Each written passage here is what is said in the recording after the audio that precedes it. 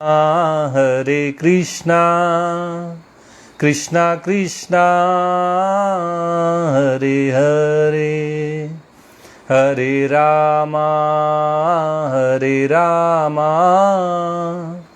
रामा रामा हरे हरे हरे कृष्णा कृष्णा कृष्णा हरे हरे हरे रामा रामा रामा हरे हरे हरे कृष्णा कृष्णा कृष्णा हरे हरे हरे रामा रामा रामा हरे हरे। जय श्री कृष्णा भक्तों, आज के इस गीता के प्रसारण में आप सबका स्वागत है। कल हमने जो चर्चा की थी उसमें भगवान ने अर्जुन को कर्म योग का सिद्धांत समझाया था। अर्जुन को कर्म योग की महिमा बताई थी कि किस प्रकार निष्काम भाव से कर्म करने से, कर्मों को करते समय आसक्ति का त्याग कर देने से और बिना किसी फल की इच्छा के कर्म करने से हमारे सारे कर्म अकर्म बन जाते हैं। हमारी बुद्धि समबुद्धि हो जाती है, हम समता को प्राप्त कर लेते हैं और ये समता हमें जन्म और मरण के बंधन से मुक्त कर देती है। और भगवान ने अर्जुन से कहा था कि तुम वेदों के कर्म कांड में कहे हुए सकाम कर्मों के प्रति ज्यादा आसक्त मत हो, इनमें तुम्हारा राग ना हो, क्योंकि ये सब तो बहुत अच्छे से किए जाएं, दूसरों के हित के लिए किए जाएं तो सतोगुण तक पहुंचा देंगे। अगर भोग और ऐश्वर्य, पदार्थ, धन, संपत्ति की लालसा से किए जाएं तो ये आपको रजोगुणी बना देंगे। और अगर ये आलस्य, प्रमाद, इस तरह के किसी आशा से, किसी इच्छा से किए जाएं तो ये तमोगुणी बना देंगे। भगवान ने अर्जुन से कहा तुम न सतोगुणी बनो, न रजोगुणी बनो, न तमोगुणी बनो, निस्त्रैगुण्यो भव अर्जुन। तुम तीनों गुणों से ऊपर उठ जाओ। और तीनों गुणों से ऊपर उठने का एकमात्र साधन है कर्मयोग, जो हर गृहस्थ अपने जीवन में कर सकता है। ध्यान योग का अभ्यास सब लोग नहीं कर सकते। सब कुछ छोड़कर एकांत में बैठकर भगवान का ध्यान करना ये गृहस्थों के बस के बाहर है। इसीलिए भगवान आगे चलकर ध्यान योग को बड़ा कठिन कहते हैं, दुष्कर बताते हैं। लेकिन भगवान श्री कृष्ण जो सबसे बड़े कर्म योगी हैं, वे हम सब गृहस्थों को यही शिक्षा दे रहे हैं कि हम सब अपने कर्मों में आसक्ति को त्याग कर, अपने लिए कोई फल की इच्छा को त्याग कर केवल दूसरों की सेवा के लिए कर्म करें। अच्छा, आप बताइए क्या ज्यादा ठीक होगा, किसमें समाज का कल्याण है? सब दूसरों की सेवा करें या सब अपनी अपनी सेवा करें? अगर सब दूसरों की सेवा के रूप में कर्तव्यों का पालन करेंगे तो क्या कोई बच पाएगा जिसकी सेवा ना हो? आप किसी की सेवा करेंगे, कोई दूसरे की सेवा करेगा, तीसरा आपकी सेवा करेगा और सबकी सेवा हो जाएगी, क्योंकि उद्देश्य सबकी भलाई है, अपने को छोड़कर। और जब हर व्यक्ति दूसरे की भलाई के लिए कर्म करेगा तो कोई बचेगा नहीं जिसकी भलाई ना हो, जिसका हित ना हो। लेकिन वहीं अगर हम सब केवल अपने अपने स्वार्थ सिद्धि में लग जाएं, अपने हित की केवल चिंता रहे, तो समाज में एक बड़ा वर्ग पीछे छूट जाएगा, उसका अहित हो जाएगा। और इसीलिए अर्जुन से भगवान कह रहे हैं कि तुम तीनों गुणों से ऊपर उठकर समता रूपी योग में स्थित होकर निष्काम भाव से अपने कर्मों को कर्तव्य की भांति करो। और इसके लिए भगवान ने 4 साधन बताए। कहा निर्द्वंद्व भव। अपने जीवन से ये जो सुख दुख, हानि लाभ, मान अपमान, जय पराजय, ये सब जो द्वंद्व है ना, दुविधा पाल रखी है, इन सबको खत्म करो। सम बुद्धि में अपना ध्यान केंद्रित करो कि हमको सम रहना है।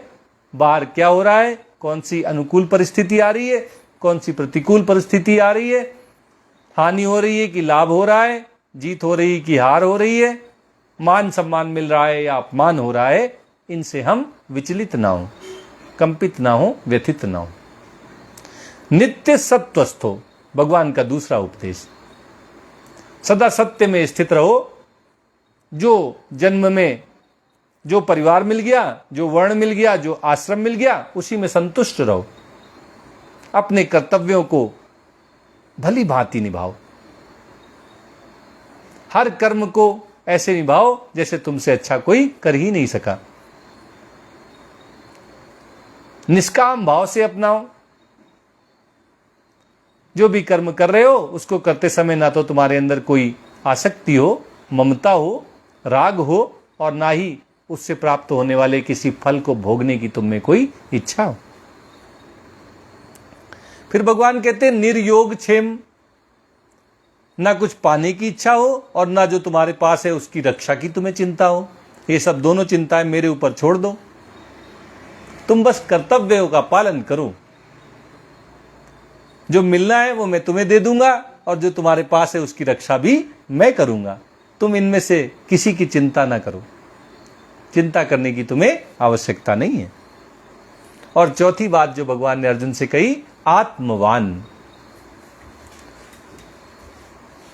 कोई धनवान बनने के पीछे पड़ा है, कोई वैभववान होने के लिए कार्य करता जा रहा है, लेकिन भगवान अर्जुन से कह रहे हैं तुम आत्मवान होने के लिए, स्वयं को जानने के लिए, अपने जीवन का लक्ष्य समझने के लिए, दूसरों का हित करने के लिए, न कर्ता रूप में न भोक्ता रूप में, बस कर्तव्य का पालन करते हुए भगवत प्राप्ति के लक्ष्य बनाकर भगवान का भजन करते हुए अपने जीवन को बिताओ। आत्मवान बनो।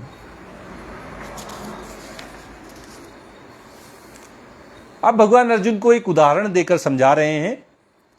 यावानर्थ उदपाने सर्वतः संप्लुतोदके तावान सर्वेषु वेदेषु ब्राह्मणस्य विजानतः। जैसे छोटे छोटे जलाशय होते हैं, बारिश में थोड़ा थोड़ा पानी इकट्ठा हो जाता है, थोड़े थोड़े से छोटे छोटे तालाब बन जाते हैं, लेकिन उनसे आपके सारे कार्य संभव नहीं है। अगर आप चाहो कि उनसे पानी भी पीने को मिल जाए, हाथ पैर भी धो लें, नहा भी लें और खेत में भी पानी डाल दें, तो सब कार्य छोटे से जलाशय से नहीं हो पाते हैं। अलग अलग जलाशय से आपको थोड़ा थोड़ा पानी लेकर अलग अलग कार्य करने पड़ेंगे। लेकिन अगर आपके पास विशाल जलाशय हो जिसमें अथाह पानी हो, तो आप सारे कार्य उससे कर सकते हैं, बिना किसी चिंता के और बिना किसी दुख शोक की। किसी भी तरह की कोई आपके सामने परिस्थिति नहीं आएगी। तो भगवान कहते हैं कि इसी प्रकार जो वेदों का कर्म कांड भाग है, जिसमें बताया गया कि यज्ञ करो, तप करो, दान दो, व्रत रखो, नियम संयम का पालन करो, ये करोगे तो इससे ये फल होगा। इनसे जो मिलने वाले फल हैं वो बड़े सीमित हैं। अगर आपने पुत्र की प्राप्ति के लिए यज्ञ किया तो बस पुत्र की प्राप्ति हो गई, यज्ञ का फल पूरा हो गया। अगर आपने नौकरी पाने के लिए तमाम व्रत किए तो नौकरी मिल गई, व्रत के फल खत्म। हर कार्य को पूरा करने के लिए आपको अलग अलग कार्य, यज्ञ, तप, दान करने पड़ेंगे। लेकिन अगर आप समता रूपी योग में स्थित हो जाते हैं, कर्म योगी बनकर अपना जीवन जीते हैं, तो आपको भगवान कहते हैं कि ये सारे के सारे सुख एक साथ प्राप्त हो जाएंगे, क्योंकि आप जन्म मरण के चक्र से ही मुक्त हो जाएंगे। आपको भगवत धाम की प्राप्ति हो जाएगी। और जब समता रूपी बुद्धि आपके पास आ जाएगी तो ना आपके लिए जीत मायने रखेगी, ना हार मायने रखेगी। ना आपको लाभ प्राप्त होने पर खुशी होगी और ना ही हानि के हो जाने से आप बड़े दुखी हो जाएंगे। मान सम्मान आपकी छाती चौड़ी नहीं कर देगा और अपमान आपको डिप्रेशन में नहीं ले जाएगा। आप एक समान भाव से मुस्कुराते हुए, हंसते हुए, खिलखिलाते हुए अपने जीवन को जिएंगे। इसलिए भगवान कहते हैं कि केवल एक समता आ जाने से जीवन पूरी तरह से संपूर्ण हो जाता है, भर जाता है। फिर इसमें और कोई साधन करने की आवश्यकता नहीं रह जाती। ये यज्ञ, दान, तप, इनकी कोई आवश्यकता समता बुद्धि रखने वाले को नहीं रह जाती। अब निष्काम भाव से कर्म कैसे किया जाए, इसके लिए भगवान अर्जुन को उपदेश दे रहे हैं। कर्मण्येवाधिकारस्ते मा फलेषु कदाचन मा कर्म फल हेतुर्भू मा ते संगोस्त्व कर्मणि। भगवान कह रहे कर्म में तुम्हारा पूरा पूरा अधिकार है। तुम मंदिर जाना चाहते हो कि मदिरालय जाना चाहते हो, तुम शुद्ध सात्विक भगवान को भोग लगाकर प्रसाद पाना चाहते हो या अंडा मांस मदिरा पीना चाहते हो, इसके लिए तुम पूरे स्वतंत्र हो। क्या कर्म करते हो उसमें तुम्हारे सामने भगवान कोई बाधा नहीं डाल रहे हैं, कोई हस्तक्षेप नहीं कर रहे हैं तुम्हारे कर्म में। इतनी स्वतंत्रता तो कोई अपने पुत्र को भी नहीं देता जितनी परमपिता परमेश्वर भगवान श्री कृष्ण ने हम सबको दे रखी है। जो चाहो वो करो, पूरी तरह से स्वतंत्र हो।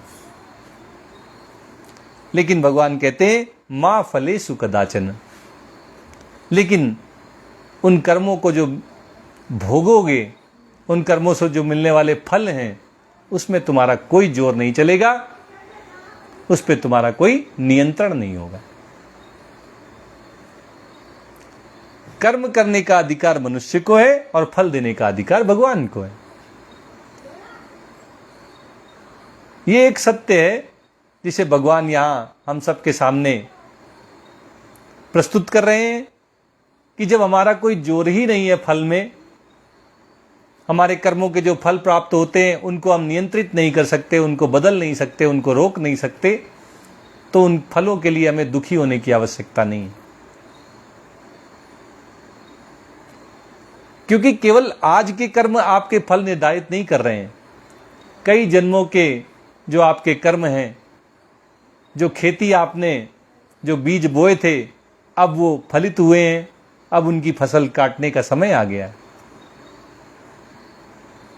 आज जो आप बीज बो रहे हैं, जो आज आप कर्म कर रहे हैं, इसकी फसल पकेगी, तब आपको उसका भी फल भोगना होगा। लेकिन जो पुरानी फसल है, जो कभी आपने बीज लगाए थे, जो आप पक गए हैं,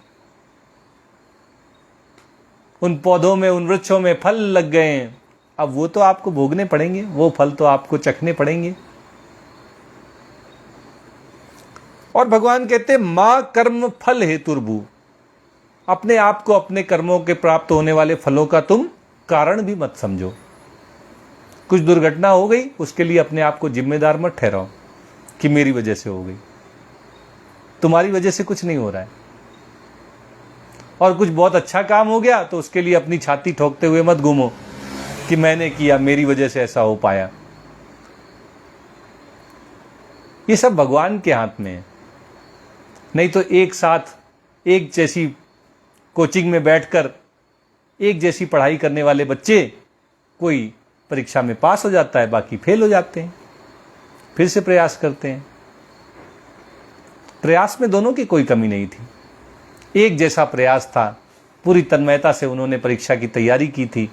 लेकिन जब सिलेक्शन हुआ तो कुछ का हो गया, कुछ का नहीं हो गया। अब आप ये मत कहिएगा कि वो ज़्यादा टैलेंटेड थे, उन्होंने ज़्यादा पढ़ाई की थी, उन्होंने ज़्यादा ध्यान दिया था। उनको कर्मों के फल आज उनको पास होने के रूप में, अनुकूल परिस्थिति के रूप में मिलने थे, उनको सुख मिलना था, उनको लाभ होना था, इसलिए वो पास हो गए। और दूसरे उनसे ही कम ना मेहनत करने वाले, बिल्कुल उनके जैसी मेहनत करने वाले जो नहीं परीक्षा में पास हो पाए, उनको शायद अभी कुछ दुख भोगने हैं, कभी उनको कुछ हानि का सामना करना है, अभी उनको कुछ अपमान सहना है। तो ऐसी स्थिति ना उत्पन्न हो कि आप पास हो जाएं तो आप बड़े खुश, और अगर आप फेल हो जा रहे हैं तो आप सुसाइड कर लें या आप डिप्रेशन में चले जाएं। ऐसी स्थिति ही ना आए। इसी के लिए तो भगवान उपदेश दे रहे हैं कि कर्मों में तुम्हारा पूरा अधिकार है, लेकिन जो कर्म के फल हैं उनमें तुम्हारा कोई अधिकार नहीं, उनको देने वाला मैं हूं। और तुम अपने कर्मों के फलों का कारण भी नहीं हो, इसलिए तुम दुखी मत हो, डिप्रेशन में मत जाओ, रो नहीं, बिलखो नहीं। और भगवान कहते हैं कि माते संगोस्त्व कर्मणि, तुम्हें कर्मों के फलों का अधिकार नहीं है, तुम अपने कर्मों के फलों का कारण नहीं हो, ये सोच के कर्म करना मत बंद कर देना। आलसी मत बन जाना, प्रमाद में मत आ जाना, अपने कर्तव्यों का पालन करना। भगवान कहते हैं कि अकर्मणी में नहीं बनना है। ऐसा नहीं कि हम काम करना ही बंद कर दें कि जब फल ही नहीं मिलना है हमारी मर्जी से तो हम काम क्यों करें, जब हम अपने फल का कारण नहीं है तो हम क्यों काम करें, वही भगवान कर ले आके। ऐसा नहीं सोचना है। भगवान ने आपको स्वतंत्रता दी है, आप उस स्वतंत्रता का लाभ उठाएं, दूसरों की सेवा करते हुए, भगवान का स्मरण करते हुए, भगवान को समर्पित करते हुए अपने कर्मों को कर्तव्य की भांति करें।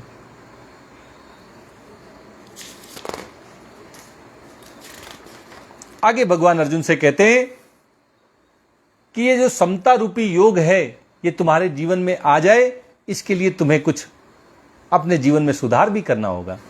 केवल प्रवचन सुनने से, सत्संग करने से, भजन कीर्तन करने से तुम्हारे अंदर बदलाव आ जाएगा, ऐसा नहीं है।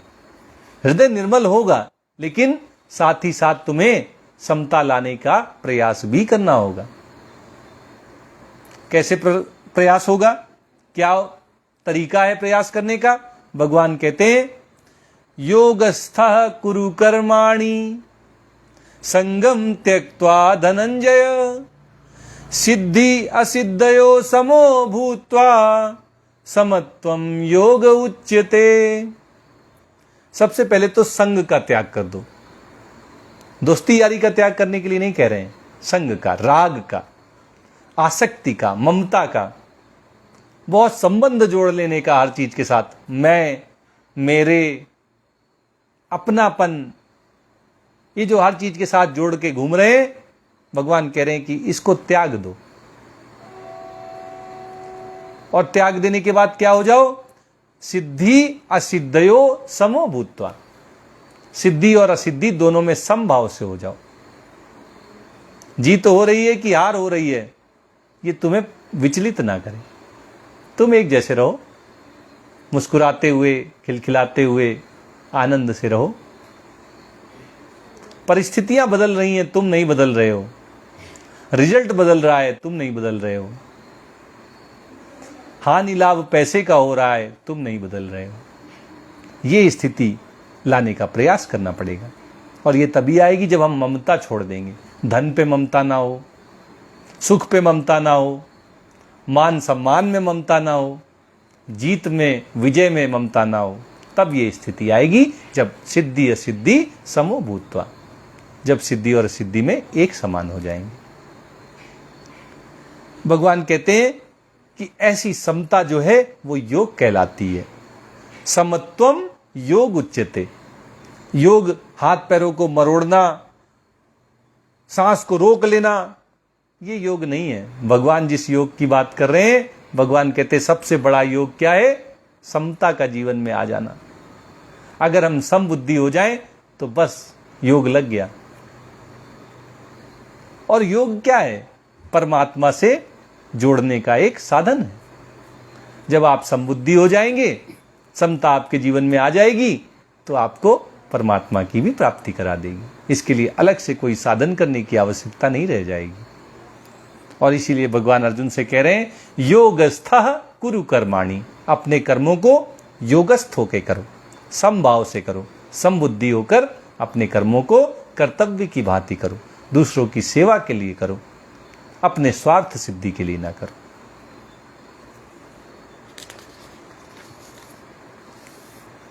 अब भगवान कर्म योग की, सकाम कर्मों की अपेक्षा श्रेष्ठता साबित करते हुए अर्जुन से कह रहे हैं, दूरेण ह्यवरम कर्म बुद्धि योगा धनंजय बुद्धौ शरणम अन्विच्छ कृपणाः फल हेतवः। भगवान कहते हैं जो कर्म योग है इसका पालन करते हुए जो निष्काम भाव से कर्म किए जाते हैं वे सकाम कर्मों की अपेक्षा श्रेष्ठ हैं।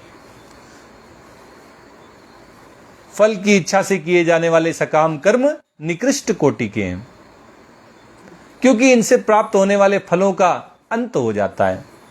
फल देने के बाद ये कर्म समाप्त हो जाते हैं। लेकिन जो कर्म योग है, समबुद्धि से किया जाने वाला कर्तव्य रूपी कर्म है, वह तो जन्म मरण से मुक्त करने वाला है, मोक्ष दिलाने वाला है, परम पद की प्राप्ति कराने वाला है। और इसलिए निष्काम कर्म श्रेष्ठ है, फल की इच्छा से किए जाने वाले, आसक्ति युक्त होकर किए जाने वाले कर्म निकृष्ट कोटि के हैं। और भगवान इसलिए अर्जुन को समझा रहे हैं, बुद्धो शरणम अन्विच्छ। तुम इस बुद्धि योग की, इस निष्काम कर्म योग की शरण में आ जाओ, इसका आश्रय ले लो, इसको सीख लो। अपनी स्वार्थ सिद्धि के लिए काम न करके दूसरों की सेवा के लिए कर्म करो। अपने कर्तव्यों का भली भांति पालन करो, बिना किसी आसक्ति के, बिना किसी फल की इच्छा के।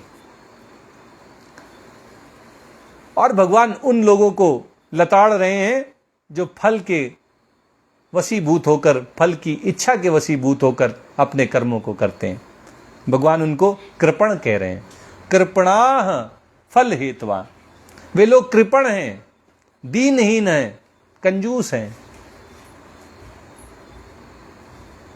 जो फल की इच्छा से कर्म करते हैं। क्योंकि जब इच्छा होती है तो हम कुछ प्राप्त करते हैं, और जब इच्छा नहीं होती तो हम संपूर्ण को प्राप्त हो जाते हैं। एक कहानी यहां पर छोटी सी आपको सुनाता हूं, जिसके माध्यम से आपको ये बात अच्छी तरह से समझ में आ जाएगी कि क्यों फल की इच्छा से किए जाने वाले कर्म निकृष्ट कोटि के होते हैं, उनको करने वाले कृपण कहे जाते हैं। किसी व्यक्ति ने एक व्रत किया और व्रत को करने के बाद भगवान से अपनी इच्छा प्रकट की, तो वो क्या मांगेगा? धन मांग लेगा। और क्या मांग लेगा? घर मांग लेगा,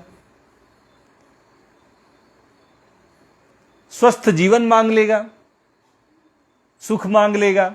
और आशा ही क्या है हम गृहस्थों की? हमारा घर परिवार सुखी हो जाए, सब स्वस्थ हो जाए, हमें धन प्राप्त हो जाए, घर प्राप्त हो जाए, कार प्राप्त हो जाए। इसके अलावा हमने मांगा ही क्या है भगवान से? लेकिन अगर हम बिना किसी फल की इच्छा के एक व्रत करके देखें तो हमें परम शांति की प्राप्ति होगी, हमें अद्भुत आनंद की प्राप्ति होगी। वो हमें आत्म साक्षात करने में मददगार साबित होगा। ऐसे बिना किसी इच्छा, बिना किसी फल की इच्छा से किया गया व्रत हमें परमेश्वर की प्राप्ति कराने वाला होगा। बुद्धि को प्राप्त हो जाता है जब वो निष्काम भाव से कर्म करने लगता है, तो उसको न पाप मिलता है न पुण्य मिलता है। भगवान कहते हैं, बुद्धि युक्तो जहातीह उभे सुकृत दुष्कृते तस्मात् योगाय युज्यस्व योगः कर्मसु कौशलम। भगवान कह रहे हैं कि जब बुद्धि युक्त होकर, कर्मयोगी बनकर कोई निष्काम भाव से कर्म करता है तो वह पुण्य और पाप दोनों हैं। अपने कर्मों को और उनके फलों को भगवान को समर्पित कर देते हैं, दूसरों के भले के लिए कर्म करते हैं, तो ये न पुण्य उत्पन्न करते हैं और न पाप उत्पन्न करते हैं। ये हमारे जो कर्तव्य कर्म हैं ये अकर्म हो जाते हैं। और मरण, सदा सदा के लिए मुक्ति, भगवान के साथ आनंद पूर्वक रहने का सौभाग्य प्राप्त हो जाता है। और इसलिए भगवान कहते हैं तस्मात् योगाय युज्यस्व, इसलिए तुम समता की प्राप्ति के लिए युद्ध करो। समता ऐसे नहीं आ जाएगी, ध्यान में बैठ गए कुछ कर नहीं रहे तो समता नहीं आएगी। जंगल में बैठने से, हिमालय में जाकर बैठने से जो शांति आती है वो तुम्हारे अंदर की शांति नहीं है, इस गलत फहमी में मत रहना। वो शांति जंगल की है, हिमालय की है, तुम्हारे अंदर की नहीं है। जब भीड़ में खड़े हो और तब तुम्हारे अंदर शांति नजर आए तो समझना वो शांति मेरे अंदर की है, क्योंकि भीड़ में तो उथल पुथल दिखाई देगी। उस उथल पुथल के बीच अगर तुम शांत रह जाओ, समभाव से रह जाओ, तो वो तुम्हारे अंदर से आई हुई समता होगी, शांति होगी। भगवान कह रहे हैं कि इसलिए ऐसी समता के लिए तुम प्रयास करो, युद्ध करो।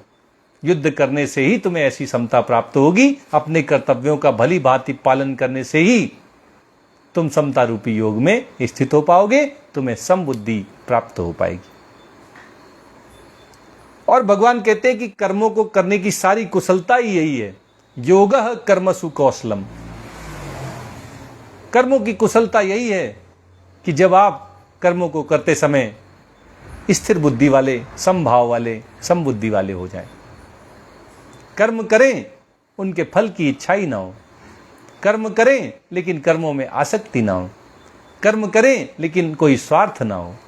केवल दूसरों की भलाई के लिए, परमपिता परमेश्वर भगवान श्री कृष्ण को समर्पित करने के लिए कर्म करें।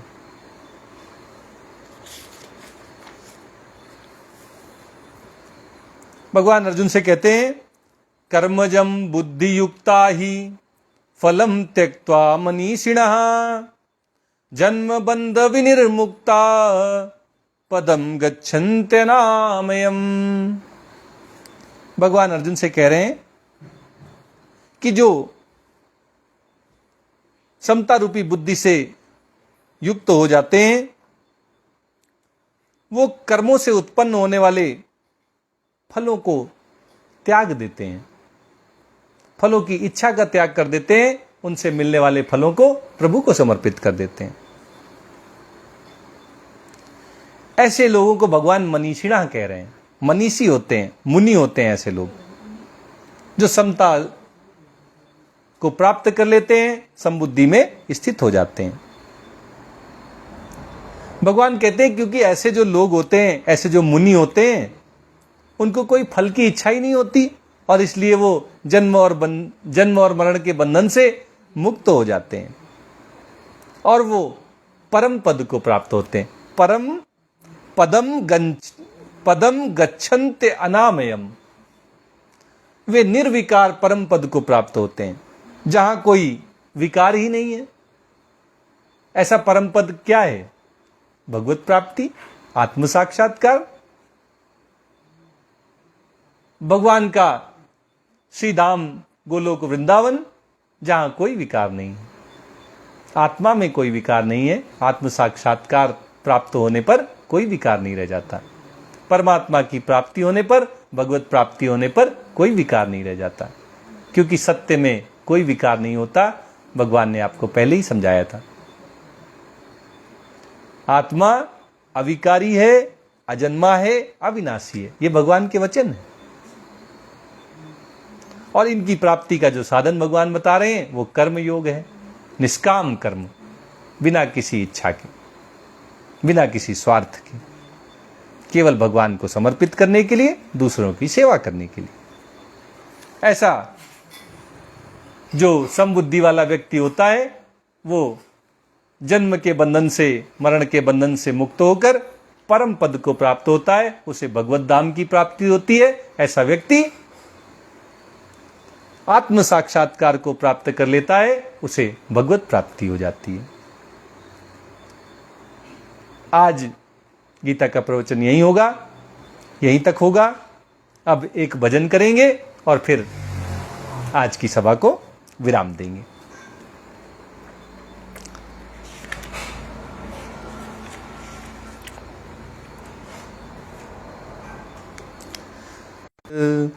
जय जय देव हरे, कलित ललित वनमाल, जय जय देव हरे।